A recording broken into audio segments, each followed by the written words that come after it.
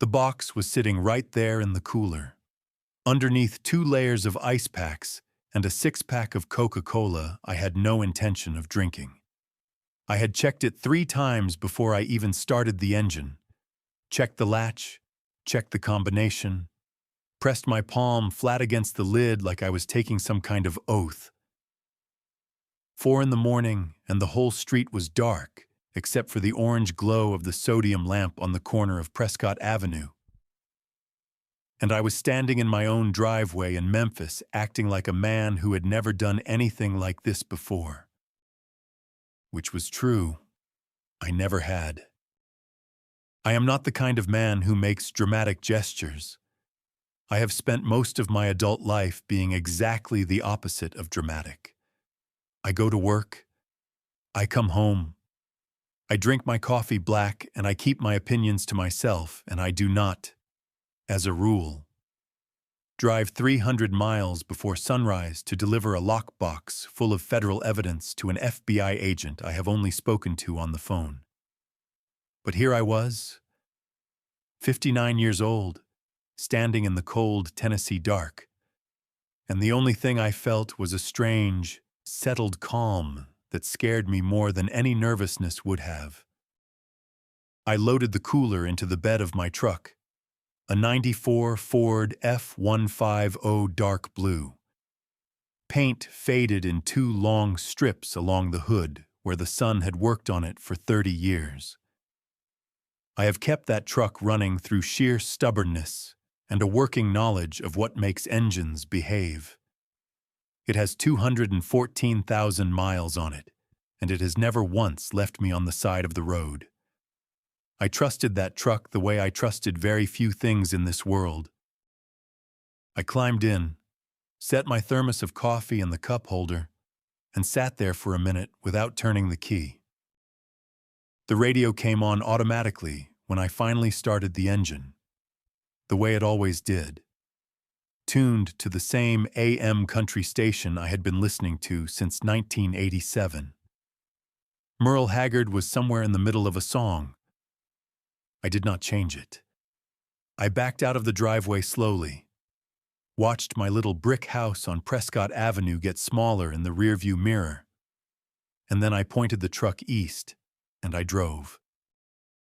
Memphis at 4 in the morning is a different city than Memphis at any other hour. The streets belong to the delivery trucks and the night shift workers and the occasional police cruiser rolling slow through the intersections. I passed the garage where I had worked for 11 years, a cinder block building on Summer Avenue with my name on a hand-painted sign above the door. Raymond Voss, Diesel and Truck Repair. I did not slow down. I had already arranged for my guy Terrence to handle things while I was gone, told him I was going to visit family for the holiday, which was not entirely a lie.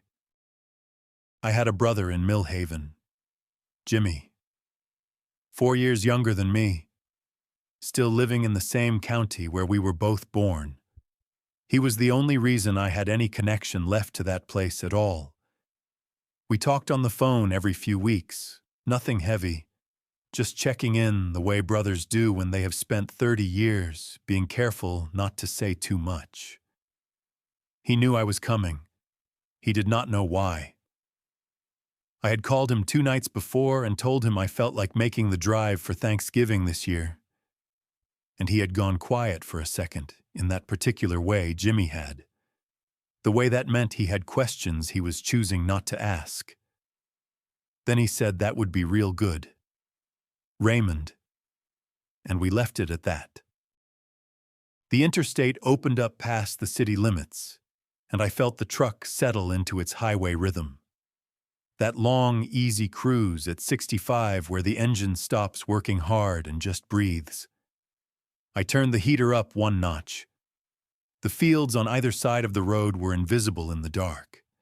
Just black shapes and the occasional light of a farmhouse set far back from the highway. November in Tennessee smells like cold mud and wood smoke, and something else underneath it all. Something I cannot name. Just the particular smell of the season turning. I had driven this road before in the other direction, leaving Millhaven at 28 years old with nothing but a duffel bag and enough gas money to make Memphis.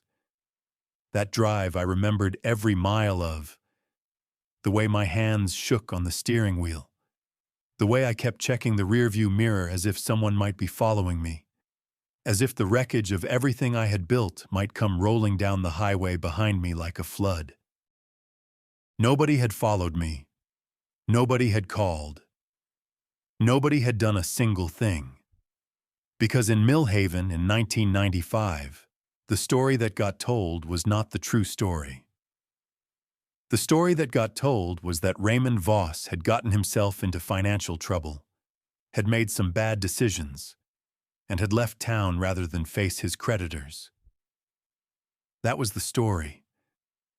I knew it because Jimmy had heard it and told me, his voice careful and apologetic over the phone, like he was sorry to be the one delivering it. I had lived with that story for 30 years. In the bed of my truck, underneath the ice packs and the Coca-Cola, was the end of it. I took a long pull of coffee, watched the headlights cut the dark ahead of me, and I drove. The sun came up somewhere around Jackson, a thin, pale line along the eastern horizon that widened slowly into the kind of November morning that never quite commits to being bright. The fields turned from black to gray to a washed-out brown. The harvested corn rows running in long, parallel lines away from the highway, like sentences on a page. I had finished half my thermos by then, and the heater was doing its job, and Merle had given way to George Strait, and then to somebody I did not recognize, which happened more and more these days. I have been thinking about Brad Stone for 30 years. That is not an exaggeration or a figure of speech. I mean that there has not been a single year, not a single month if I am being honest, where his name did not surface somewhere in the back of my mind, attached to a feeling I had learned to manage the way you manage a bad knee, working around it, compensating, never quite forgetting it was there. But driving east on I-40 with the sun coming up and Millhaven getting closer mile by mile, I found myself thinking not about what Brad had done, but about who he had been before that, who we had both been. And that was a different kind of painful altogether. I met Bradley Allen Stone in the fall of 1979. We were both 13 years old, both starting 8th grade at Millhaven Middle School, both the kind of boys who existed on the outer edges of the social order. Not the bottom exactly, but not anywhere near the top. Brad was tall even then, with a wide, easy grin and a way of talking that made you feel like whatever he was saying was meant specifically for you. I was quieter, more likely to be found in my father's garage than anywhere else, already more comfortable with a wrench in my hand than with words in my mouth. We became friends the way boys do at that age, through proximity and shared boredom. We rode bikes out to the river on weekends. We worked on my father's old Chevy pickup together, Brad handing me tools and asking questions with a genuine curiosity that I found flattering. My father liked him. Everybody liked him. That was the thing about Brad Stone. He had a quality that I have spent a long time trying to name accurately, because calling it charm feels too small, and calling it charisma feels too grand. It was more like a specific kind of attentiveness. He made you feel seen. He remembered details about your life that you had mentioned once in passing. He showed up when things were hard. He showed up when my father had his first heart attack in the spring of 1983. Drove to the hospital with me at 2 a.m. because I did not want to sit in that waiting room alone. He was there when I graduated, there when my father died 5 years later, there at every significant marker of my adult life. We went into business together in the informal way that young men sometimes do, helping each other out, sharing equipment, covering each other's jobs when one of us was short-handed. By the time we were in our late 20s, he was the closest thing I had to a brother outside of Jimmy. I want to be precise about this because it matters. Brad Stone was not a stranger who deceived me. He was not some con man I had known for 6 months. He was 28 years of my life. He was the man I called when my truck broke down on a back road at midnight. He was the man who stood up at the small party Diane and I threw when we got engaged, who gave a toast that made Diane cry and made me feel like I was exactly where I was supposed to be in this world. That is the part that does not get easier with time. You can train yourself to stop being angry eventually. Anger is a fire, and fires need fuel, and after enough years, the fuel just runs out. What you cannot train yourself out of is the particular grief of understanding that the person who hurt you most was also, for a long time, one of the best things in your life. Those two facts do not cancel each other out. They sit side by side forever. And the weight of that is something different from anger. It is something heavier and quieter and harder to explain to anyone who has not felt it. I passed a billboard outside of Nashville advertising a law firm. Personal injury, big letters, confident font. A man in a suit pointing at the camera like he was personally offended on your behalf. I looked at it for the 2 seconds it took to pass, and then looked back at the road. I had not used a lawyer 30 years ago. I had not had the money for one. And I had not fully understood what had been done to me until it was too late for any legal remedy that a 28-year-old with no assets could have afforded. That was a wound that had taken its own separate time to heal. The feeling of having been not just betrayed, but outmaneuvered. Of having been considered and calculated and found easy. Brad had known exactly what he was doing. I understood that now in a way I had not been able to fully accept when I was young. He had looked at his oldest friend, and he had seen an opportunity. Outside the window, Tennessee was waking up slow and gray and cold, and I kept driving. The night it happened was a Thursday in late October of 1995. I remember the specific quality of the air that evening. The way the cold had come in fast after a warm week. The smell of dead leaves and chimney smoke drifting through the open window of Brad's kitchen. I had been over to his house 100 times before. I knew where he kept the coffee. I knew which burner on his stove ran hot. I knew the particular creak of the third step on his back porch. He had called me that afternoon and said he needed my signature on some paperwork to finalize the equipment loan we had discussed. The joint purchase of 2 skid steers that we were going to share between our operations. We had talked about it for weeks. It made sense for both of us. I had already agreed to it. The bank had apparently processed everything, and Brad said the notary was coming by that evening, and could I swing by after dinner? I said yes without a second thought. Diane was at her mother's that night. I remember that detail with a sharpness that still bothers me. The way the mind stores the small facts around a catastrophe more clearly than the catastrophe itself.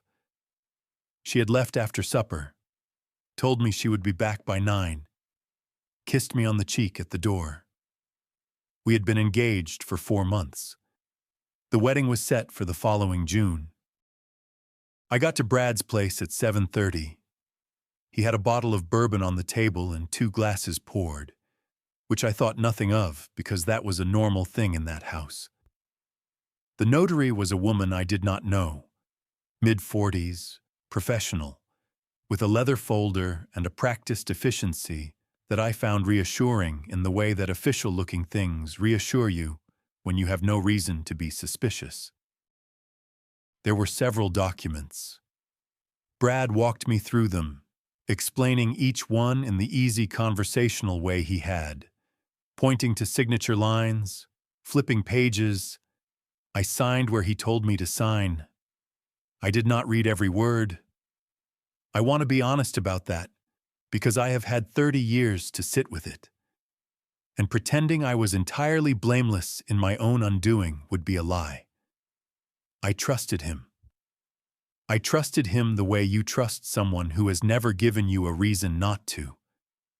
And that trust made me careless. What I signed that night was not a simple equipment loan agreement. What I signed was a personal guarantee on a promissory note that Brad had already defaulted on. A debt of $64,000 he had accumulated through a separate line of credit he had opened in both our names without my knowledge. There were also transfer documents embedded in the stack, paperwork that reassigned my equity stake in the supply yard and the small warehouse I owned on Route 9 to a holding company Brad had quietly established 3 months earlier. The notary was not from any bank. She was a woman Brad had hired specifically for that evening. I did not find this out that night. I found it out over the following 2 weeks, in pieces, as the calls started coming. The bank, a collections attorney, the county clerk's office regarding a lien that had been filed against my property. Each call a new piece of the picture. And the picture that assembled itself was so complete and so deliberate and so thoroughly prepared that the only thing I could do was stand in my kitchen and understand, with a terrible clarity, that this had been planned. Not impulsively, not opportunistically, but over months, with patience and precision, by someone who knew exactly how I operated, exactly what I owned, and exactly how much I trusted him. By the time I understood the full scope of it, the assets were gone. The supply yard was gone. The warehouse was gone. I had no money for a lawyer, and the few people I consulted told me that what I was looking at was a civil matter that could take years to litigate and would cost more than I had lost. Diane found out 3 days after I did. I told her myself, sitting at our kitchen table, and I watched her face go through something I have never been able to fully describe. It was not just shock. It was a rearrangement of something, like watching a building settle after a tremor, the way things shift slightly and do not go back to where they were. She did not leave immediately. She stayed for 6 weeks. We talked, and we did not talk, and we sat in the same rooms and felt the distance between us growing with a slow inevitability that neither of us seemed able to stop. She never blamed me out loud. She was too decent for that. But the thing that had happened lived between us like a third presence in every room. And one morning in December, she told me quietly that she needed some time. And I told her I understood. And that was the last real conversation we had before I left Millhaven. I left 2 weeks later, packed what fit in a duffel bag, gave Jimmy the spare key to my apartment, and drove west without telling anyone where I was going. I had told myself for 30 years that I left because there was nothing left to stay for. Driving through the gray Tennessee morning now, I was beginning to understand that was only partly true. The other part was simpler and harder to admit. I had left because I was ashamed. I stopped for gas outside of Cookville at a station that had not changed much since the last time I had seen it. One of those cinder block places with 2 pumps and a hand-painted sign advertising live bait and lottery tickets. The kind of place that exists in the gaps between towns, serving the people who actually live in the land between the exits, rather than the ones passing through.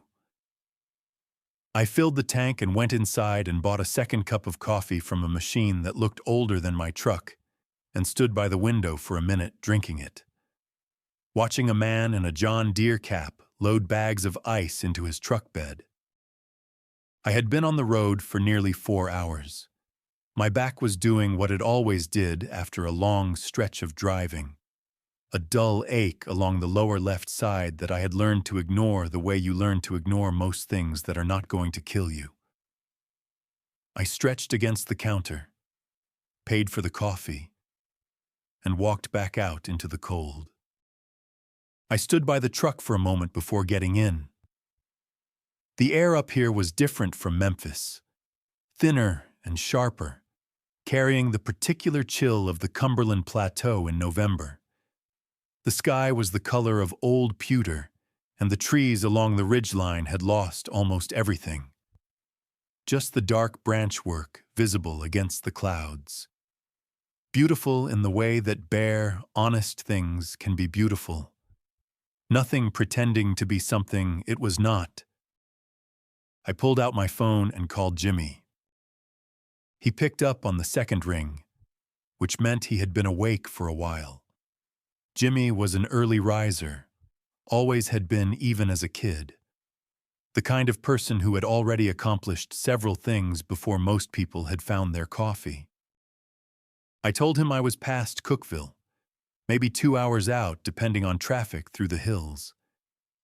He said he had the guest room made up and that his wife Karen had already started on the pie situation, which was how he referred to her annual Thanksgiving baking, which began several days in advance and transformed their kitchen into something that smelled extraordinary and looked like a flower storm had passed through. I told him to tell Karen I appreciated it. He said she already knew and to just drive safe. I almost left it there. Almost said goodbye and hung up, and kept it at the level we had maintained for 30 years. The comfortable surface conversation of two brothers who loved each other and had learned not to push too hard. But something made me stay on the line for an extra second. And Jimmy felt it the way he always felt things. That quiet perceptiveness he had, that people often mistook for shyness. He said, "You doing all right, Raymond?" I told him I was fine, said I was just ready to make the drive, that I had been sitting still too long in Memphis and needed to move around some, which was true in its own way. He said, "Okay." He said it the way he said most things, without any extra weight on it, just letting it be what it was. That was the thing about Jimmy. He never pushed. He just left the door open and let you decide whether to walk through it or not. I had spent 30 years grateful for that quality in him, and occasionally, like right now, I found it quietly unbearable. I said I would see him in a couple of hours, and he said all right, and we hung up. I sat in the truck without starting it for a moment. On the seat beside me, my phone showed one unread text message. It had come in overnight, while I was still at the house on Prescott Avenue going through my checklist for the 3rd time. I had read it then, and I read it again now. It was from a number saved in my contacts, under a name that was not a real name. Just a string of initials I had assigned when I first saved it 2 years ago. The message was 4 words long. "Confirm timeline still holds." I typed back 2 words. "Still holds." I set the phone down on the seat and started the engine. Agent Carol Sims had the kind of voice that belonged to someone who had spent years in rooms where precise language was not optional. I had spoken to her 11 times over the past 18 months, always by phone, always briefly, always with the particular economy of 2 people who understood that what they were doing required a certain discipline of communication. She did not ask questions that were not necessary. She did not offer reassurances she could not guarantee. When she told me the case was solid, she said it the way a mechanic tells you the repair will hold. not as comfort, as assessment. What was in that cooler in the bed of my truck represented 2 years of careful, patient, methodical work. Bank records, internal transfer documents, a set of invoices that existed in the company's external filings, but not in its internal accounting system. Correspondence, and one item that I had not told Agent Sims about yet. Something I had found 3 weeks ago inside the last package that had been left for me. Something that had changed the shape of everything I thought I understood about the night in 1995. I had not opened that item yet. I had put it in the box and closed the lid and not allowed myself to think about it too directly. There would be time for that. Ahead of me, a green highway sign caught the flat morning light. Millhaven, 187 miles. I put the truck in gear and pulled back onto the highway. Diane Holloway came into my life in the spring of 1988, which means I had known her for 7 years before I lost her, and I have known the absence of her for 30 years since. I do the math on that sometimes. Not out of self-pity, but because the arithmetic of a life has a way of clarifying things that feelings alone cannot. I met her at a hardware expo in Knoxville, of all places. She was working the booth for a lumber supplier her father ran out of Sevier County, standing behind a folding table covered in product samples and brochures, and she was in the middle of an argument with a vendor from the next booth over about whether his display signage was encroaching on her allocated space. She was winning the argument.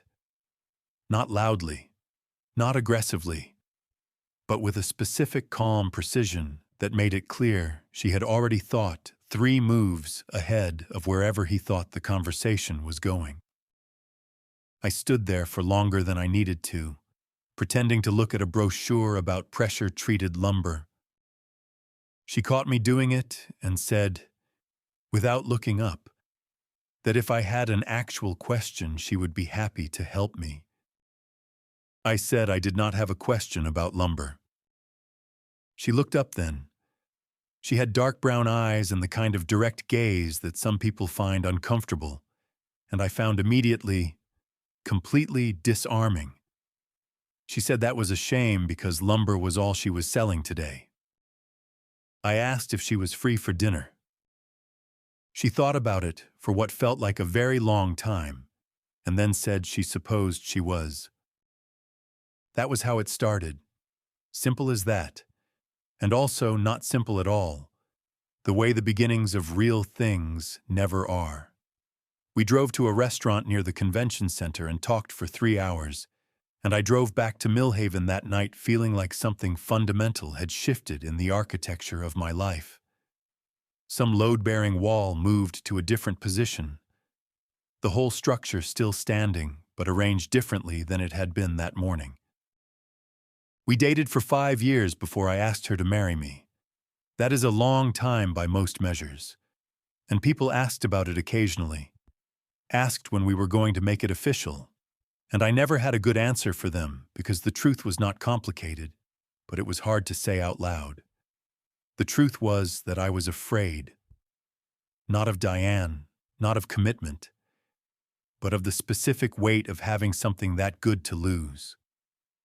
I had grown up watching my father lose things, his health, his business, his sense of himself as a capable man.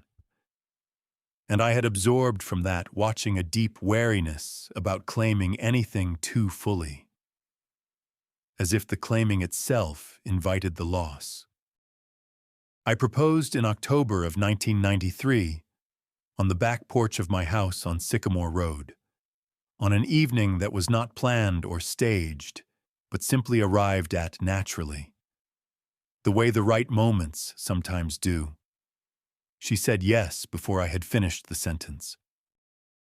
We were engaged for 2 years, long enough to plan things carefully, to save money, to talk about the future in the specific practical terms of people who intended to actually build one together. We talked about where we would live, whether to expand the supply yard, whether to start a family. We talked about the kind of things that feel ordinary when you are inside them and monumental when you look back from a distance. She was the most capable person I have ever known. Not in a showy way, not in a way that announced itself, but in the quiet, daily way of someone who understood how things worked and took responsibility for making them work better. She kept her father's accounts. She could read a balance sheet faster than any accountant I had hired. She had opinions about everything and expressed them plainly, and changed them readily when presented with better information. She laughed easily and without self-consciousness, and when she was angry about something she said so directly and without theater.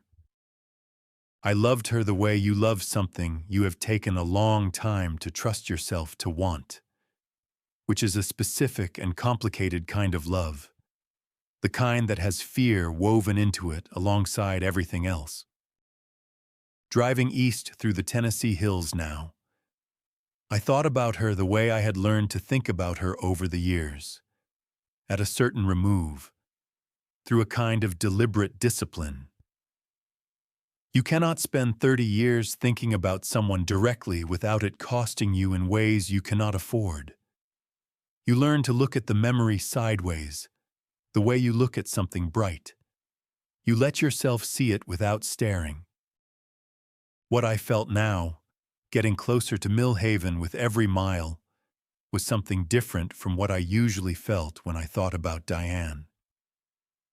Usually it was that sideways grief, managed and familiar.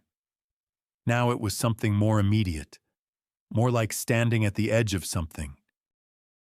Jimmy had mentioned her once, maybe 3 years ago, in passing. Said he had seen her at the grocery store, that she looked well, that she had asked after me in a polite way that conveyed nothing specific. I had said that was good to hear and moved the conversation somewhere else. She was still there, in Millhaven, in the same town I was driving toward right now. I had told myself that was irrelevant to what I was doing. I had told myself that many times over the past 2 years while I was putting this plan together. I was not entirely sure I believed it. The first envelope arrived on a Tuesday in November of 2022. 2 years ago, almost to the week. I remember coming home from the garage that evening, hands still carrying the faint chemical smell of diesel that never quite washes out completely. Finding it in the mailbox between a utility bill and a grocery store circular. Plain white envelope. No return address. Memphis postmark. My name and address printed in the kind of generic block lettering that comes from a label maker rather than a human hand.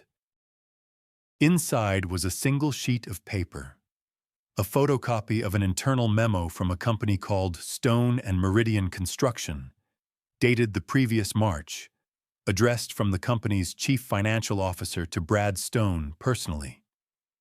It outlined a billing arrangement for a series of government subcontracts in which the invoiced amounts to the federal client exceeded the actual costs by margins ranging from 31 to 47%, with the difference routed through a subsidiary LLC that did not appear in the company's public filings.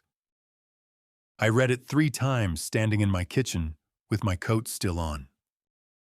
Then I put it back in the envelope and put the envelope in the drawer under my workbench in the garage, and went inside and ate dinner and watched the news and did not sleep particularly well. I want to be honest about what happened in me during those first few days, because it was not what you might expect. It was not excitement. It was not the sudden ignition of 30 years of dormant anger. It was something much more cautious than that. Something closer to the feeling you get when you find an unfamiliar noise in an engine you thought you understood. A careful attention. a reluctance to jump to conclusions before you had gathered enough information to justify them. I had been burned once by trusting too quickly. I was not going to make the same mistake in reverse. The second envelope came 6 weeks later. This one contained copies of 3 years of tax filings for Stone and Meridian, alongside a separate set of internal accounting documents for the same period. The discrepancies between the two were not subtle once you knew how to look for them. Revenue streams that appeared in one set of records and not the other. Depreciation schedules applied to equipment that the internal documents showed had been sold 2 years prior. A pattern of charitable donation deductions that corresponded to payments made to organizations that, when I spent an evening researching them online, turned out to be either dissolved or suspiciously difficult to verify as legitimate. I was not an accountant. I was a diesel mechanic from Memphis with a high school education and 30 years of running my own small business. But I had spent those 30 years reading my own books. And what I was looking at was not complicated in its essence. The complexity was in the execution, in the layers and the routing and the careful construction of it. The core of it was straightforward. Brad Stone had been stealing from the federal government for years, and he had been doing it with the same deliberate patience and the same careful attention to how things looked from the outside that he had applied to everything else in his life. Including, 30 years ago, to me. By the time the fourth envelope arrived in the spring of 2023, I had made a decision. I had contacted a legal aid office in Memphis and described the situation in general terms, and been referred to a retired IRS investigator named Harold Fitch, who now did consulting work. I spent 2 Saturday afternoons with Harold at his kitchen table in Germantown, spreading out what I had, and watching his expression shift from polite skepticism to genuine attention. By the end of the second afternoon, he had given me the name of an FBI field agent in the Knoxville office who handled federal contractor fraud. That was how I found Carol Sims. I had still not told anyone who was sending the envelopes. The truth was that I did not know. There was no note, no identifying information, no communication of any kind beyond the documents themselves. Whoever was sending them knew what they were doing. They knew which documents to copy, which records would be meaningful, which pieces of the puzzle fit where. This was not someone who had stumbled onto something accidentally. This was someone inside Stone and Meridian who understood the operation well enough to dismantle it from within, if they chose to, and who, for reasons I did not yet understand, had chosen to route that dismantling through me. I had theories. I had thought about it through many late nights in the garage, standing under a truck with the radio on, running through the possibilities. Someone with a grievance, someone with a conscience, someone who knew my history with Brad and had decided, for whatever reason, that I was the right instrument for this particular correction. I could not get past the theories to anything definite. 3 weeks ago, the final package had arrived. Thicker than the others, more comprehensive. The kind of consolidated summary that suggested whoever was sending these had decided the time for incremental disclosure was over. And at the bottom of the stack, beneath the last of the financial documents, there had been a smaller envelope, sealed separately, with 2 words written on the front. In handwriting I had not seen in 30 years, but recognized immediately. The way you recognize certain things, not with your mind, but with something older and less rational than your mind. 2 words, in Diane Holloway's handwriting. I am sorry. I had put it in the box without opening it. I had told myself there would be time. I was not sure time was the thing I was actually waiting for. My phone rang at 11:43, just past the exit for Sparta, when the highway had narrowed to 2 lanes and the hills had started rising on either side with the particular authority of terrain that has decided it is no longer going to be polite about itself. I had been driving in a kind of focused silence for the past hour. The radio turned low, the thermos long empty, the road demanding enough attention that my mind had settled into something approaching quiet. Then the phone lit up on the seat beside me, and the initials on the screen pulled me back fully into the present. I answered on the second ring and put it on speaker. Carol Sims said good morning and asked where I was. I told her past Sparta, maybe 90 minutes out. She said that worked with their timeline, and then she paused in the brief way she sometimes did before moving to the part of a conversation that mattered. She asked if everything was intact and secure. I told her it was in the cooler in the bed of the truck, combination locked, exactly as we had discussed. She said good. Then she told me that the team in Knoxville had completed their independent verification of the document set I had provided copies of 18 months ago, and that the United States Attorney's Office for the Eastern District of Tennessee had reviewed the case and authorized proceeding. She said those words with the same measured evenness she used for everything, but I had spoken to her enough times to hear what was underneath them. This was not routine. This was the kind of authorization that did not come easily or quickly. And the fact that it had come meant that what was in that cooler was about to do exactly what I had spent 2 years preparing it to do. I kept my eyes on the road and said that was good to hear. She said the handoff location was confirmed, a parking area off Route 11 outside of Millhaven, the following morning at 7. She said to come alone, which I had always intended to do, and to bring the complete original document set, including anything that had not been previously shared with her office. That last part was deliberate. She knew there was something I had not shared. I had told her during our last call that the final package had contained an additional item I was still reviewing. She had not pushed then, and she was not pushing now exactly. But the phrasing was precise, and I understood it precisely. I told her the complete set would be there. She said she appreciated that. Then she said something she had not said in any of our previous conversations. She said that what I had done, the 2 years of documentation, the care with which I had handled the materials, the patience of it, had made the difference between a case that could be argued and a case that could be won.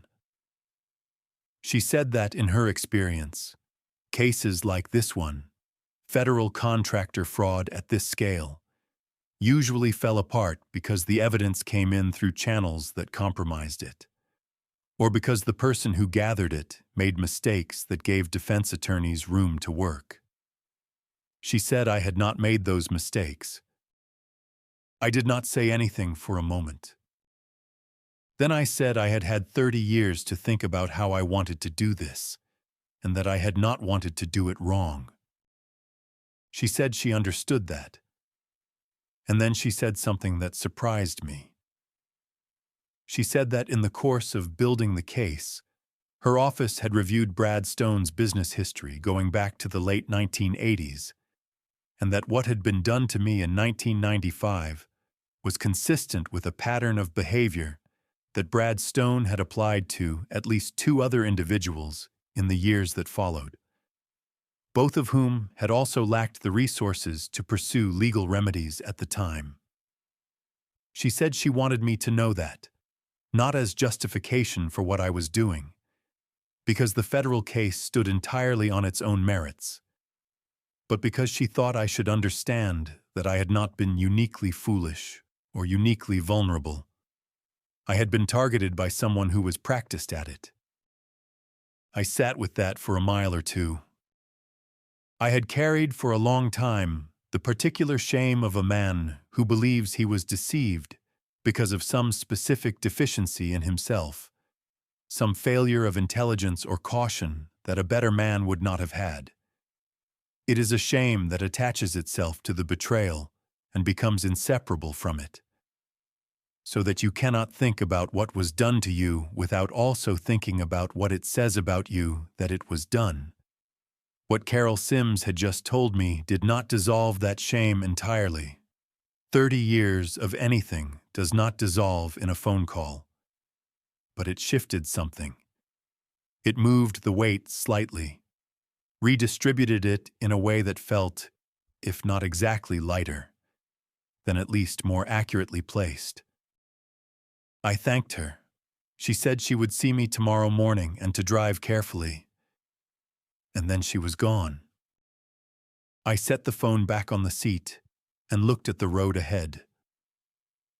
The hills were serious now, the highway climbing and curving through terrain that required both hands on the wheel and genuine attention. The trees on the ridges were bare against the gray sky, the rock faces along the cuts dark with moisture. The whole landscape stripped down to its essential structure, the way November strips everything, leaving only what was always there underneath. I thought about what she had said, practiced at it. I thought about Brad Stone at 13 years old, handing me tools in my father's garage and asking questions with that particular attentive curiosity. I wondered when the practicing had started. I pulled off the highway at a place called Danner's Diner, somewhere between Sparta and the Putnam County line, drawn by nothing more specific than the fact that it was 11 in the morning, and I had not eaten since the night before, and the sign out front advertised biscuits and country ham in letters large enough to read at 60 miles an hour. The parking lot was half full, mostly pickup trucks, and one flatbed with a load of pipe strapped down under a tarp. Working people stopping mid-morning. The kind of place that does not need to advertise ambiance because the ambiance is the point. Inside it smelled like coffee and bacon grease and the particular warmth of a kitchen that has been running since before daylight. The booths along the window were mostly taken, so I sat at the counter, which suited me fine. I have always been comfortable at diner counters. There is an anonymity to them that I appreciate. The way you can sit among people without being required to engage with them. Each person contained in their own moment. The counter itself functioning as a kind of social contract that permits proximity without obligation. I ordered biscuits and gravy and a coffee and sat with both hands wrapped around the mug while the kitchen worked behind the pass-through window. The radio above the coffee station was playing something I did not recognize at first, and then resolved into an old Randy Travis song. The kind that sounds like it was recorded in a room where everyone understood that some things do not need to be complicated to be true. I listened to it without meaning to, and found it doing something to the inside of my chest that I was not entirely prepared for. That was when I noticed the man 2 stools down. He was somewhere in his 70s, maybe older. One of those men whose age has settled into them so thoroughly that it has become a kind of dignity rather than a diminishment. White hair cut close, a flannel shirt that had been washed so many times, it had achieved a softness that new flannel never has. Hands on the counter around his own coffee mug that were the hands of someone who had spent a lifetime doing physical work. He was eating his eggs with a focused attention that suggested he was a man who took his meals seriously, which I respected. We did not speak for a while. That was fine. The food came and I ate, and the diner moved around us at its own pace, the waitress refilling cups and calling out orders with the practiced efficiency of someone who had been doing this specific job for a long time and had made her peace with it. It was the man who spoke first. He did not look up from his plate when he did it. He said, in the conversational tone of someone continuing a discussion that had already been going on for some time inside his own head, that he had driven through this part of Tennessee every November for going on 40 years, always the week before Thanksgiving, always alone since his wife had passed. I said that was a long habit to keep. He said that some habits you keep because they are good for you, and some you keep because stopping them would require you to admit something you are not ready to admit. He said he had not yet worked out which category this one fell into. I said I thought that was probably true of more habits than people like to acknowledge. He made a sound that was not quite a laugh, but was in the neighborhood of one. Then he was quiet for a moment, finishing his eggs, and I thought the conversation was over, which would have been fine. But then he set his fork down and picked up his coffee and said, without any particular preamble, that he had spent a lot of years being angry at a man who had wronged him badly, and that when the time finally came that the man got what was coming to him, he had expected to feel something large and satisfying, the way you expect a storm to break after a long, humid day. I kept my eyes on my plate. I said, what did he feel instead? He thought about it for a moment, with the seriousness of someone who had been asked a real question and intended to give a real answer. He said he felt tired. He said he felt the specific tiredness of someone who had been carrying something heavy for a very long time and had finally set it down, and discovered in the setting down that the weight had become so familiar that its absence felt strange. He said he was not sure for several days afterward whether what he felt was relief or just a different kind of emptiness. I did not say anything. He drained his coffee and set the mug down and reached for his wallet and said that he had eventually decided it did not matter much which one it was, because either way it was better than still carrying the weight. He said the carrying was the thing that cost you, not the setting down. He put some bills on the counter, nodded once in my direction without quite making eye contact, and walked out. The bell above the door rang once when he left, and then the diner settled back into its ordinary sounds, and I sat there for a while longer than I needed to, looking at the place where his coffee mug had been, the small ring of moisture it had left on the counter. The carrying was the thing that cost you. I paid my bill and walked back out to the truck and sat in the cab for a full 5 minutes before I started the engine.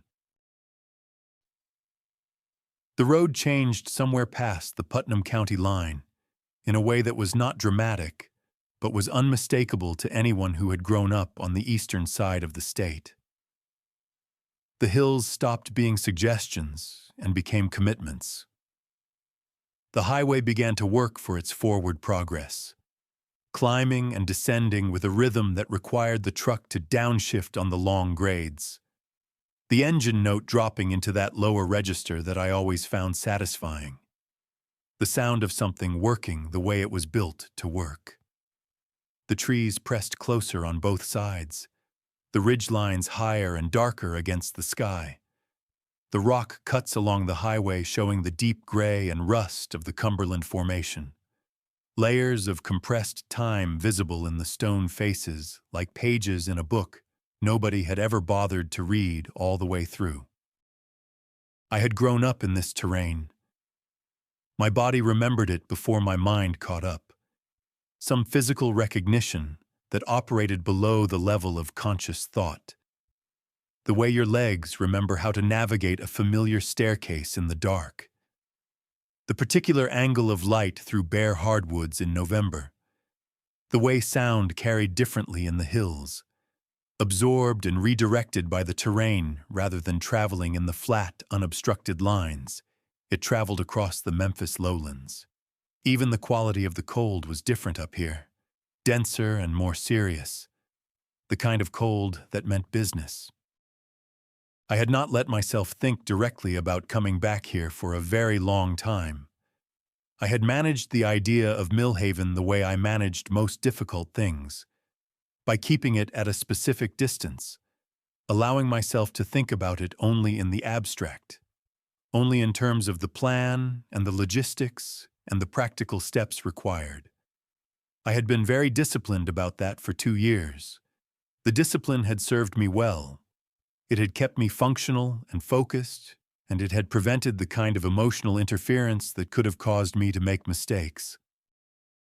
But the terrain does not care about your discipline. The terrain simply is what it is. And when you have grown up in a place, when the particular shape of its hills and the particular smell of its air are embedded in you at some level below choice or decision, there is a point at which the distance you have maintained simply collapses. Not dramatically, not all at once, just quietly. The way a carefully constructed wall develops a crack, and then another crack, and then one morning you notice that what you thought was a wall is mostly air held in place by habit. I was thinking about Jimmy, about the summer we were boys, maybe 14 and 10, riding our bicycles down the long grade of Harlan Road with no hands on the handlebars. Both of us too young to properly understand that the speed we were carrying was more than we could safely manage. Both of us screaming with a joy that had no calculation in it at all. My father had been furious when we got home. One knee scraped raw from where I had gone down at the bottom of the grade, and his fury had been the specific fury of a man who has been frightened for his children and does not have a better way to express it. I had understood that even at 14, I had understood that the anger was love wearing a harder face. I thought about the kitchen in the house on Calhoun Street where we had grown up, the yellow linoleum and the window above the sink that looked out onto the side yard, where my father kept his tools in a lean-to shelter he had built himself. I thought about Sunday mornings when my mother made biscuits and the whole house smelled of them before anyone was fully awake. That smell that I could not encounter anywhere, even now, without something in me going very still and very far back. My mother had been gone for 18 years. My father for 24. Jimmy was what remained of that original structure, that first version of family that you carry inside you before you understand that carrying it is something you are doing. I was thinking about all of this when I came around a long curve and saw the sign. It was a standard green highway sign, white lettering, the kind that tells you what is ahead without any particular feeling about it. But I felt the sight of it in a way that was entirely disproportionate to what it was. Just words on a metal rectangle bolted to a post on the side of a Tennessee highway. Just information. Millhaven, 14 miles. I had not seen that sign in 30 years. I had driven away from it at 28 years old in the dark of a December morning, with a duffel bag and a quarter tank of gas, and a shame so complete it had felt like a second skin. I had driven past the sign without looking at it, because looking at it would have made it real in a way I could not afford. Now I looked at it. I let myself look at it fully, the way you look at something you have been avoiding, with the deliberate attention of a person who has decided that the avoiding is finished. 14 miles. I thought about the old man at the diner and what he had said about the carrying. I thought about the envelope in the box with Diane's handwriting on it. I thought about Brad Stone's name on a building in the town where my father had taught me to use a wrench. I pressed the accelerator and kept going. Millhaven had not disappeared while I was gone. That sounds obvious, but it was not obvious to me. Not emotionally. When you leave a place the way I left it, in disgrace and in a hurry and with no intention of returning, the place has a tendency to freeze in your mind at the moment of departure. You carry it around as a fixed image, a still photograph rather than a living thing. And you forget that it has continued without you. Continued changing and growing and losing things and adding things, entirely indifferent to your absence. The outskirts hit me first, a subdivision that had not been there before. 200 identical houses on streets with names like Whispering Pines Court and Heritage Ridge Lane, the kind of development that arrives in small towns when they get close enough to a larger city to become a bedroom community. Then a new gas station, large and bright, the kind with a dozen pumps and a convenience store the size of a small grocery. Then the first traffic light, which I was fairly certain had not existed in 1995, hanging over an intersection that now had a pharmacy on one corner and a fast food restaurant on another. But underneath all of that, the bones of the place were the same. The particular way the road curved down from the ridge into the town center, the angle of descent that I had navigated on a bicycle 1,000 times, the water tower visible above the tree line, white with Millhaven printed on it in letters that had been repainted but not redesigned, the courthouse at the center of the square, the same limestone building my father had taken me to once to watch a friend of his give testimony in a property dispute, the building that represented in my boyhood mind the solid, impartial authority of things being settled properly. I drove slowly through the town center. I had not planned to. I had planned to go directly to a motel on the eastern edge of town, where I had made a reservation under my name without any particular attempt at concealment. Because concealment was not the point of this trip, and never had been.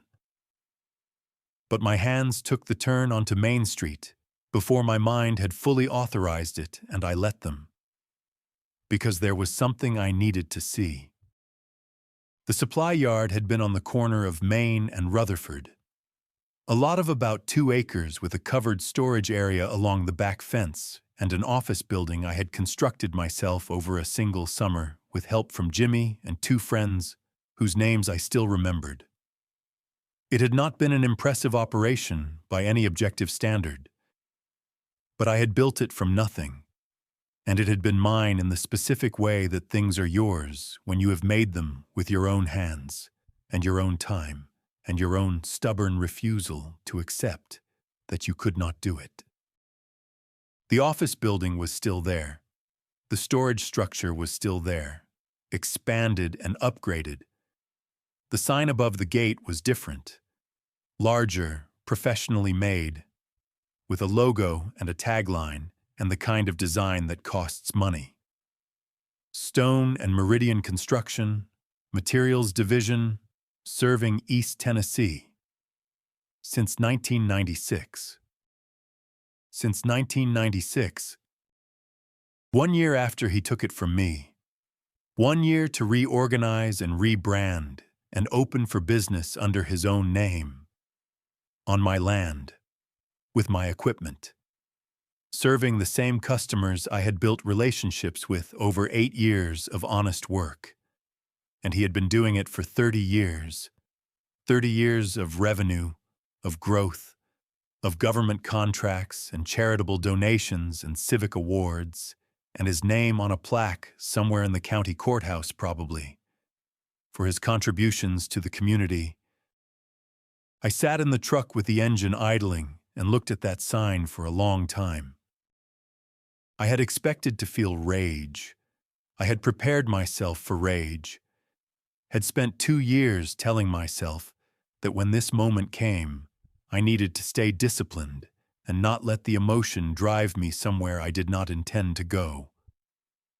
What I actually felt was something quieter and in some ways more profound than rage. It was the feeling of a thing being confirmed. The feeling of having suspected the full scope of something for a long time, and finally seeing it laid out in front of you in plain, unapologetic daylight. He had never hidden it. That was the thing. He had put his name on my building and opened for business, and lived in this town for 30 years, and shaken hands at the Chamber of Commerce, and coached Little League or whatever it was, that men like Brad Stone did to cement themselves into the social fabric of a place. He had never hidden any of it, because he had never needed to. Because I had left.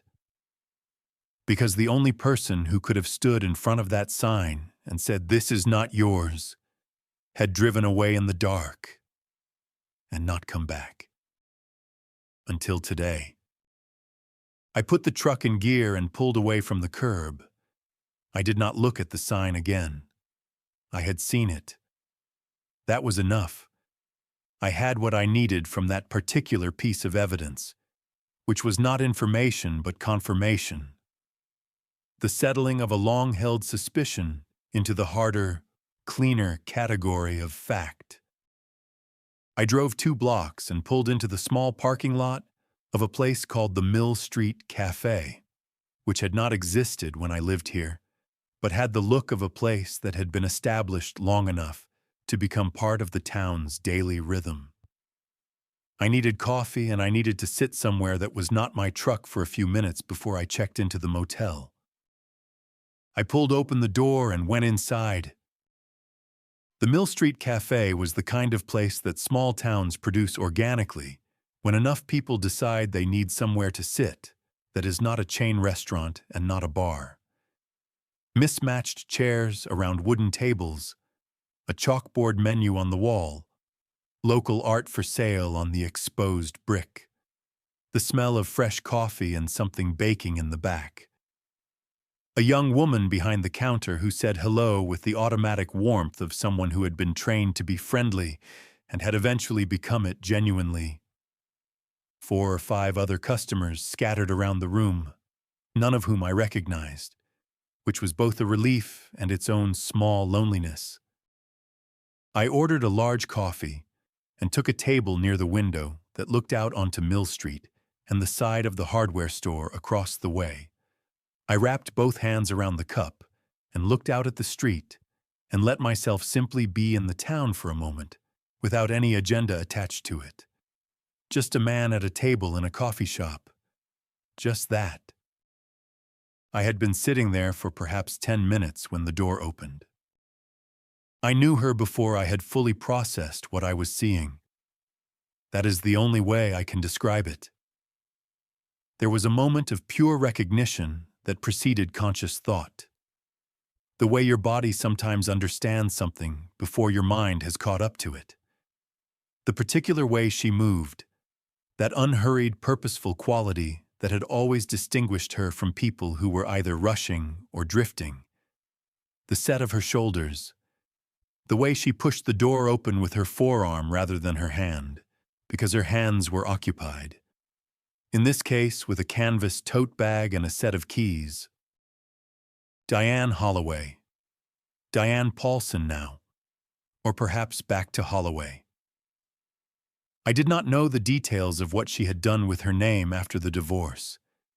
57 years old, and the years had settled on her the way they settle on people who have not tried to fight them. Which is to say, with a certain grace, a deepening of the face into something more itself rather than less. Her hair was shorter than I remembered, mostly gray now with some of the original dark brown still in it, cut in a practical way that suited her. She was wearing a barn jacket over a dark sweater and jeans and boots that had seen real use. She was looking at her phone when she came in, gave her order to the young woman at the counter from memory, clearly irregular, and then looked up while she waited. She saw me. The moment lasted perhaps 3 seconds and contained more information than most conversations I have had in the past decade. I watched her face move through several things in rapid succession, surprise being the first and most readable, followed by something more complex and less nameable. A series of internal adjustments, happening too quickly to track individually. Then she settled. That was the word for it. She settled. The way she had always settled when confronted with something unexpected. Finding her footing faster than most people find theirs. She picked up her coffee when it came and she walked over to my table, She said, "Raymond." I said, "Diane." She asked if she could sit for a minute, and I said, "Of course." And she sat down across from me and set her coffee on the table and looked at me with those direct brown eyes that had not changed at all, and said she had wondered if this day would come. I said I had wondered the same thing for about 30 years. She almost smiled at that. Not quite, but almost. We talked for perhaps 20 minutes.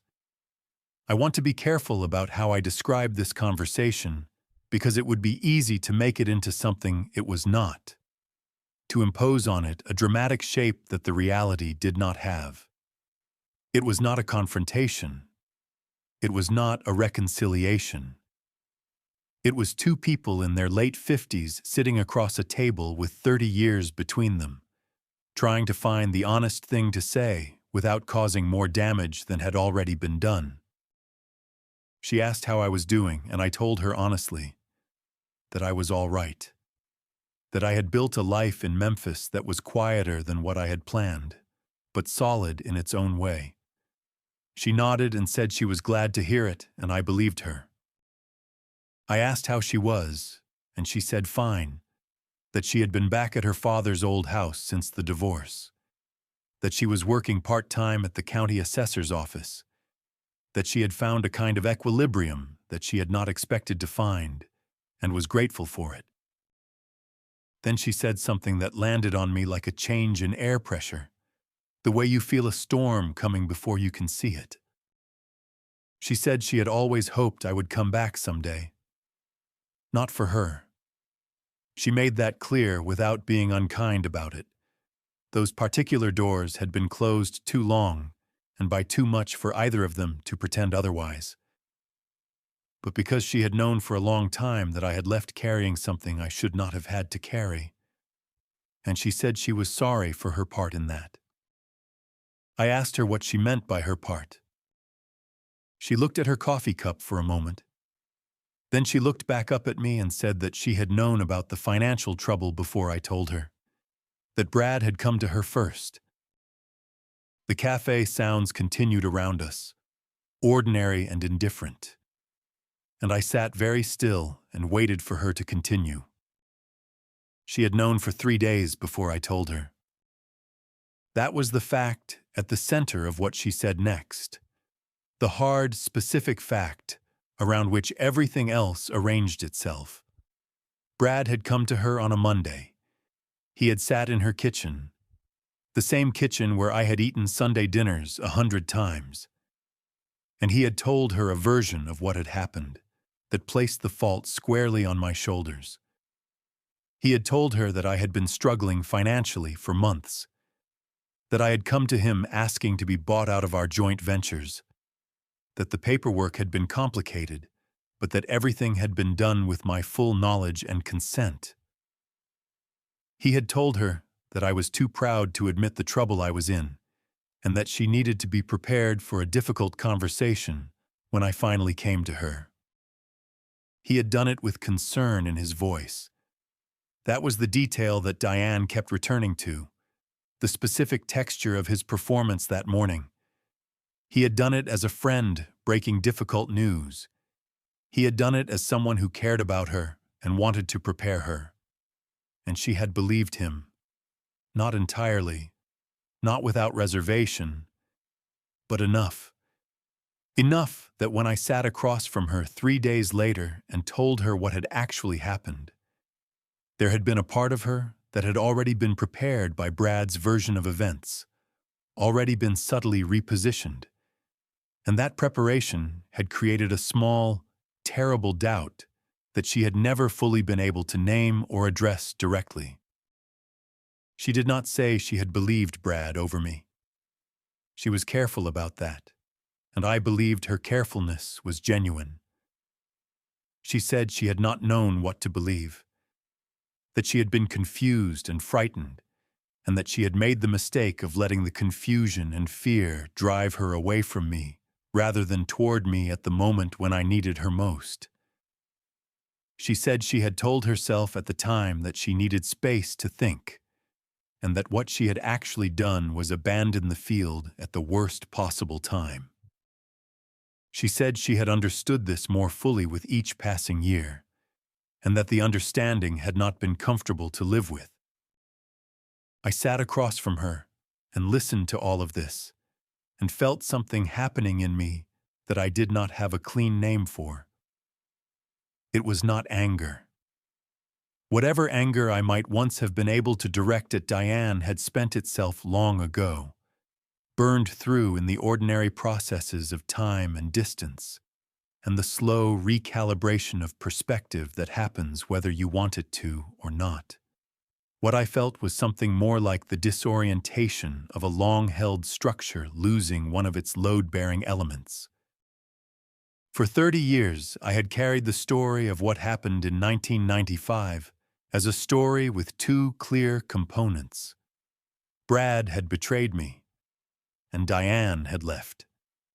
Those two facts had sat side by side in my understanding as separate events, related by circumstance but distinct in their nature. What Diane was telling me now collapsed that separation. What she was describing was not Diane leaving independently. It was Brad moving the pieces before the game was even declared, positioning her, managing her perception with the same deliberate care he had applied to the paperwork, to the notary, to every other element of what he had done. He had not just taken my business and my property, he had taken my relationship too.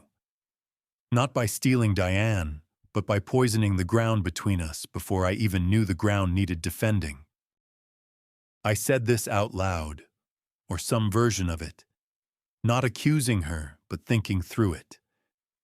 And she nodded in a way that suggested she had arrived at the same understanding a long time ago and had been carrying it in her own way ever since. I asked her why she had stayed with him after that, not with any heat in the question, genuinely asking. She was quiet for a moment. Then she said that she had told herself for a long time that she had stayed because she had not been certain. Because doubt is a difficult thing to act on. Because by the time she understood more fully what Brad had done, the momentum of her life had carried her past the point where reversal felt possible. She said she thought there was truth in all of that. She also said she thought there was a simpler and less flattering truth underneath it, which was that she had been a coward at a critical moment and had chosen the easier path and had spent 12 years in a marriage that confirmed that choice had been wrong in every way that mattered. The cafe had thinned out around us. The young woman behind the counter was wiping down the espresso machine with the focused attention of someone filling time between customers.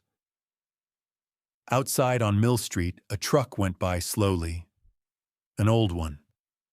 A farmer's truck loaded with something under a tarp. The ordinary afternoon of a small town going about its business. Diane looked at her watch and said she needed to go, that she had somewhere to be. She stood and picked up her tote bag and her keys and looked at me for a moment, with an expression that I would spend a long time afterward trying to describe accurately and never quite manage. She said she was glad I had come back.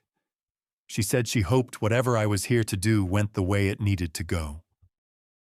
I looked at her and understood that she knew. Not the details, not the specifics, but the shape of it. She had sent me those documents. She had spent 2 years dismantling Brad Stone from the inside. And she had sent the pieces to me. She walked out without looking back, and I sat alone at the table and did not move for a very long time. I sat in that cafe until the young woman behind the counter started turning chairs up onto tables in the gentle, apologetic way. That means they are closing. And would you mind? I left a larger tip than the coffee warranted, walked out into the November afternoon, and stood on the sidewalk on Mill Street in the town where I was born, and tried to locate myself in what had just happened. The light had changed while I was inside. That particular late afternoon quality that November produces in the Tennessee hills, when the sun drops behind the ridgeline earlier than feels reasonable, and the air temperature falls 10 degrees in 20 minutes, and the sky goes from pale gray to a deeper, more definitive gray. That means the day is making its exit with some finality. My breath was visible in front of me. I pulled my jacket tighter and walked to the truck and sat in it with the engine off for a while. Diane had sent the envelopes. I turned that fact over slowly, examining it from different angles the way you examine a component you have removed from an engine, checking for the thing that explains its behavior. She had worked at Stone and Meridian for the last several years of her marriage. I recalled Jimmy mentioning something about that once. Something about her taking over the company's administrative operations after Brad had expanded. She would have had access. She would have understood what she was looking at. And she had the specific capability for that kind of patient, methodical work. The same capability I had admired in her 35 years ago at a hardware expo in Knoxville, when she was winning an argument with calm precision. She had spent 2 years pulling threads. She had done it carefully enough that Brad apparently had not noticed, or had not noticed in time. And she had sent everything to me because I was the person to whom it most needed to go. Not because she owed me a debt, though perhaps she felt she did, but because she understood, with the same directness she applied to everything, that I was the right instrument for this particular correction. That was the phrase I had used myself, many months ago, trying to understand the logic of an anonymous sender. I had arrived at the right description without knowing the right person. I started the truck and drove to the motel. It was a clean, unremarkable place on Route 11 called the Ridgeline Inn, the kind of motel that has existed in some form in every small American town since the 1960s, periodically updated but never fundamentally changed, offering a bed and a bathroom and a small television and the specific anonymous comfort of a room that belongs to no one and therefore imposes nothing. I checked in, carried my bag inside, set the cooler on the floor beside the bed, and sat on the edge of the mattress and looked at it. I opened it. I had told myself I would wait. I had been telling myself that since the final package had arrived 3 weeks ago, there had always been a reason to wait. Always a next step in the plan that required my attention more urgently. Always a practical justification for keeping the envelope sealed. What I understood now, sitting in a motel room 6 miles from the place where I had grown up, was that the waiting had not been practical. It had been fear. I had been afraid of what the letter might say, and I had dressed that fear in the clothing of discipline and patience and let it stand in for those things for 3 weeks. I took the sealed envelope from beneath the stack of documents. It was a standard white envelope, slightly yellowed at the edges in the way of paper that has been kept somewhere for a long time. My name on the front in Diane's handwriting. Not Raymond Voss, just Raymond. The way you address something to a person you know rather than a correspondent. I opened it. The letter inside was 2 pages, handwritten on the same kind of plain white paper as the envelope. The handwriting was careful, the kind of careful that comes from having revised what you want to say many times before you commit it to paper. It was dated 14 months ago, which meant she had written it at the beginning of the 2nd year of sending me the documents, when the process was well underway and the ending was becoming visible. I will not recount everything it said. Some of it was hers in a way that does not belong in any accounting I could give to anyone else. But the core of it was this: she had known from the beginning what Brad had done. Not immediately. Not in the first weeks. But within the first year of their marriage, when she had been going through some financial files and had found records that could not be reconciled with the story she had been told. She had confronted Brad, and he had explained it, and she had allowed the explanation to stand because she did not know how to do otherwise. Because she was already inside a life that dismantling would have required more courage than she had available at that time. She wrote that she had lived with that for 12 years, and then left the marriage, and then lived with it for 18 more years after that. She wrote that she had eventually arrived at the understanding that living with it and doing nothing about it were not the same thing, and that the second was a choice she was no longer willing to make. She wrote that she was sorry she had not been braver sooner. She wrote that she hoped I could forgive her, not for her sake, but for mine. Because she had learned the hard way that unforgiveness was a room you locked yourself inside while telling yourself you were locking someone else out. I folded the letter and held it in my hands for a long time. Outside the motel window, the hills were dark against a sky that had gone the deep blue of early evening, and somewhere in the middle distance, the lights of Millhaven were coming on one by one, the town settling into its nighttime self, quiet and unhurried, and entirely indifferent to the fact that something that had been broken here 30 years ago was finally, slowly, beginning to be set right. Jimmy's house was on the far side of town, a 2-story frame house on a gravel road off Harlan Road, which meant I drove past the bottom of the long grade where I had crashed my bicycle at 14 years old, and the memory arrived with such sudden physical specificity that I actually felt it in my knee, the old scar tissue registering the recollection in its own language. The body keeps its own records. Nobody tells you that when you are young. The house had a porch light on, and Jimmy's truck in the driveway, and the warm, yellow light of the kitchen visible through the front window. And the sight of it settled something in me that I had not realized was unsettled. It looked like what it was: a house where people lived carefully and with intention, where the gutters were clean and the firewood was stacked properly, and there were children's bicycles leaning against the side of the garage with the specific haphazard angle of bikes that get used regularly and put away quickly by people who have somewhere else to be. Jimmy opened the door before I had finished knocking, which meant he had heard the truck come up the gravel, which meant he had probably been listening for it.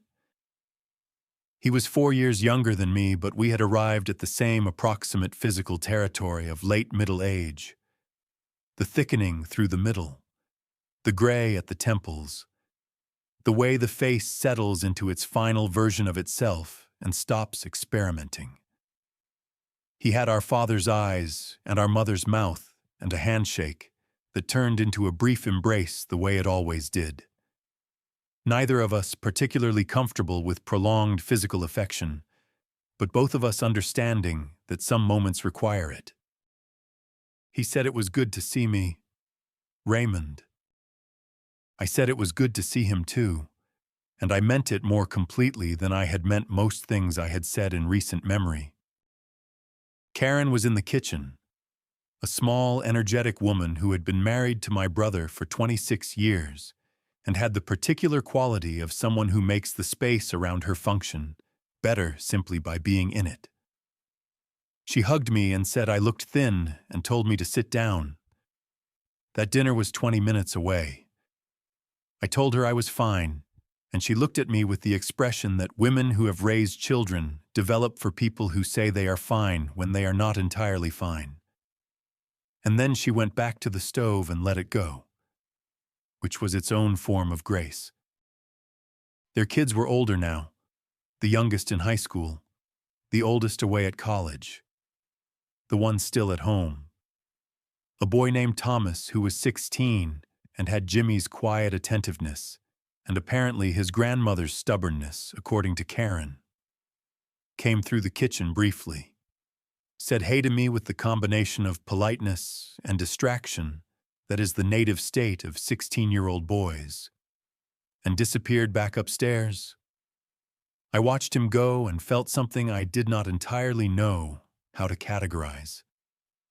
Some mixture of warmth and wistfulness that had to do with time and its passage and the particular irreversibility of all of it. Jimmy and I sat at the kitchen table while Karen cooked, and we talked the way we talked, in the comfortable shorthand of people who have known each other their entire lives and do not need to fill silence with noise.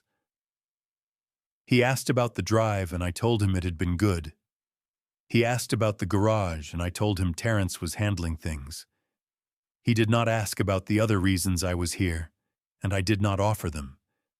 And that mutual silence on the subject was its own form of conversation, both of us understanding that the time for that particular discussion was not tonight. We ate dinner, the three of us and Thomas, who came back down for food, and stayed long enough to eat and answer questions about school in monosyllables before retreating again. Karen had made pot roast and biscuits and a sweet potato casserole, and the kitchen smelled like the accumulated warmth of a household that takes its meals seriously. And I ate more than I had eaten in a single sitting in longer than I could remember. After dinner, Jimmy and I sat on the back porch with coffee despite the cold, which had been our father's habit on evenings he needed to think, and which both of us had apparently inherited without ever discussing it. The yard behind the house ran back to a tree line that was invisible now in the dark, just the suggestion of it against the slightly less dark sky. A dog somewhere down the road was barking at something and then stopped. The cold was the serious kind, the kind that clarifies. Jimmy said, without any particular introduction, that he was glad I had come back. I said I was beginning to think I was too. He said he had always figured I would, eventually. He said some things have to wait until a person is ready, and that was all right. That the waiting did not mean the thing was not going to happen. I looked at my coffee and thought about the letter folded in my jacket pocket. I thought about Diane walking out of the cafe without looking back. I thought about the cooler sitting in my motel room 6 miles away, waiting for morning. I told Jimmy there were some things I needed to take care of tomorrow, and that I would explain everything afterward. He nodded once and said all right, and did not ask anything further, and we sat together in the cold and the dark and finished our coffee. And it was one of the better hours I had spent in a very long time. Karen had outdone herself, which was saying something, because Karen's baseline was already considerably above average in the category of Thanksgiving production. The dining room table had been extended with the leaf that lived in the hall closet the rest of the year, covered with a tablecloth I recognized from previous visits, and loaded with the specific geography of a proper Southern Thanksgiving. Turkey at the center, surrounded by sweet potato casserole and green beans cooked the old way with fatback, cornbread dressing and cranberry sauce from a can that nobody was embarrassed about, a bowl of gravy that Thomas had already investigated twice before anyone sat down. Jimmy's oldest had driven in from Knoxville that morning, a young woman named Claire who was 22 and had her mother's energy and her father's eyes and the particular confidence of someone who has recently discovered that the world is larger than the place they grew up in and has decided this is good news rather than bad. She shook my hand and said it was nice to finally meet me properly, which was a gentle indication that she had heard enough about her Uncle Raymond over the years to have formed opinions, and that the opinions were not unfavorable. I sat at the table in Jimmy's dining room and looked at the people around it, and felt something move through me that I did not immediately try to name or analyze. I had spent so many years eating alone, not unhappily exactly, but alone in the particular way of a person who has arranged their life around a solitude they did not entirely choose. That the simple fact of this table and these people, and this noise and this smell, was doing something to the interior of my chest that required no description to be fully felt. Jimmy said grace. He did it the way our Father had done it, briefly and without performance, thanking God for the food and the family and the fact of being together, which covered the essential ground without overstaying its welcome.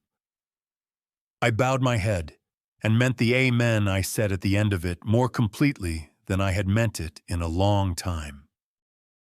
We ate and we talked, and Thomas ate an amount of food that was impressive by any objective standard, and Karen told a story about a raccoon that had gotten into the garage the previous week that was funnier in the telling than it had any right to be.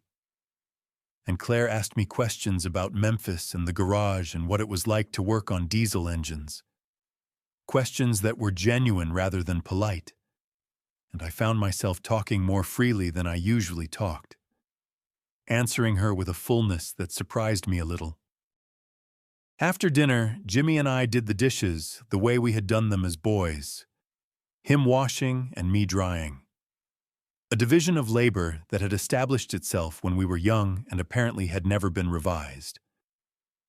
Karen supervised briefly and then declared us competent, and went to sit with Claire in the living room.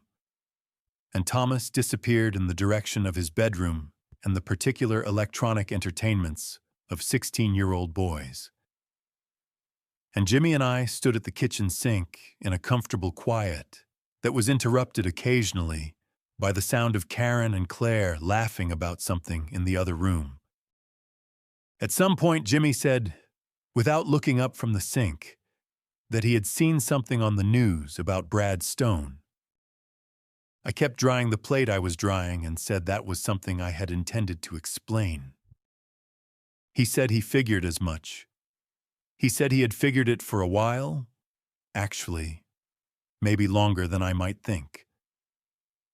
He said that when a man who has stayed away from a place for 30 years suddenly decides to drive 300 miles for Thanksgiving 5 days early with a very particular quality of quiet around him, a person who knows that man pays attention.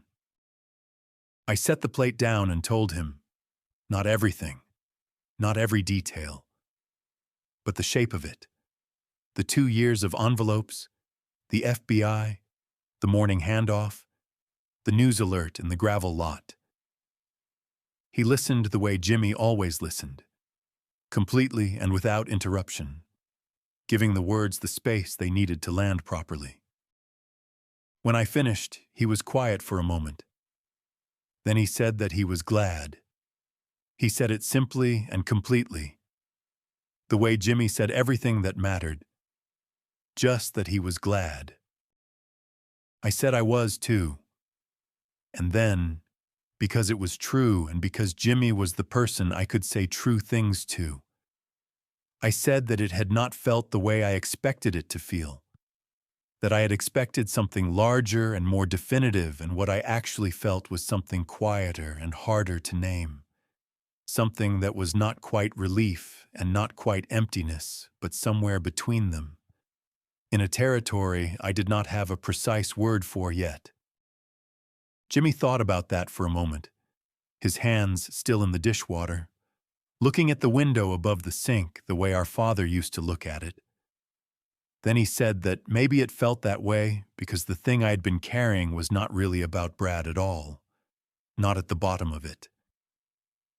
He said maybe what I had been carrying was the story about myself that Brad's version of events had written for me, the story of the man who got taken and ran away, and that what I had done was not so much punish Brad as reclaim the authorship of my own life. I stood with the dish towel in my hands and did not say anything for a while. Outside the kitchen window, the November afternoon was doing what November afternoons do in the Tennessee hills, going golden and then going quickly toward dark. The light dropping behind the ridge with its characteristic decisiveness. The yard filling up with the long blue shadows of late November. A cardinal landed on the fence post at the edge of the garden, impossibly red against the gray and brown of everything around it, and sat there for a moment, as if it had arrived with a specific purpose and was taking its time about fulfilling it. Then it flew away, and the fence post was just a fence post again, and the yard was just a yard, and Jimmy pulled the stopper from the sink, and the water drained away with the ordinary sound of water draining. And from the living room came the sound of Karen and Claire laughing again about something I could not hear. And Thomas called down from upstairs, asking if there was any pie left. And Jimmy called back that there was plenty and to come get it. And I folded the dish towel and laid it over the oven handle the way my mother had always done, and stood in my brother's kitchen in the town where I was born, and breathed in and breathed out and felt, for the first time in longer than I could accurately account for, that I was standing exactly where I was supposed to be. Not because everything had been repaired. It had not. 30 years of absence does not repair itself in a single Thanksgiving. The things that had been lost were still lost and would remain lost. The years, the business, the particular future that had been possible at 28 and was not possible at 59. None of that came back. I understood that completely and without bitterness. Because bitterness about irreversible things is just the carrying rebranded. And I had set down the carrying that morning in a gravel parking lot off Route 11, and I did not intend to pick it back up. What I had instead was this: a kitchen that smelled like the best meal I had eaten in years. A brother 4 feet away who had left the door open for 30 years and asked nothing more than that I walk through it when I was ready. A niece in the next room who had shaken my hand and looked me in the eye and asked genuine questions. A nephew who wanted pie. A cardinal that had landed on a fence post for no particular reason and made the afternoon briefly, unexpectedly beautiful. It was enough. It was. I understood standing there. More than enough. It was the kind of enough that only becomes visible when you have stopped looking past it for something larger. I went to the living room and sat with Karen and Claire and let the afternoon do what it was going to do. And the hills outside the windows went from gold to purple to dark, and Millhaven settled into its Thanksgiving evening around us, quiet and unhurried. And I sat inside it and did not, for once, think about leaving. To everyone who rode this road with me today, thank you. Truly. You gave your time to this story, and I do not take that lightly. If something in it found you where you needed to be found, then it did what a good story is supposed to do. If you have carried something a long time, I hope you find your Route 11. I hope you find your way to set it down. If this story meant something to you, share it with someone who might need it. Subscribe if you want to ride the next one. And if you are a praying man, say one for the people who never made it back home. God bless you, and I will see you down the road.